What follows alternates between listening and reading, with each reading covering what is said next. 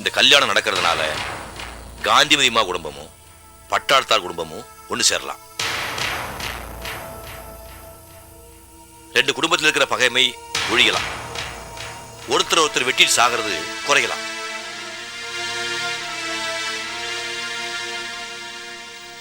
இதெல்லாம் நடக்கும்னு நினைக்கிறியா? எப்படியா நடக்கும்? காந்திமதி அம்மாவும் நாங்களும் இந்த கல்யாணத்துக்கு ஒரு காலம் சம்மதிக்க மாட்டோம். ஒருவேளை நானே சம்மதிச்சாலும் காந்திமதி அம்மா கௌரவம் நிச்சயமா ஒத்துக்காது. அந்த அம்மாட்டு போய் எவன் பேசுவான்?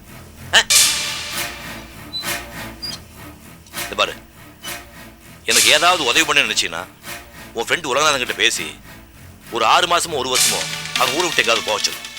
ஒருத்தர் ஒருத்தர் பார்க்காம இருந்தா கல்யாணம் தானா மனசு விட்டு போயிடும். என்ன இந்த உதவி நீ எனக்கு செய்யற?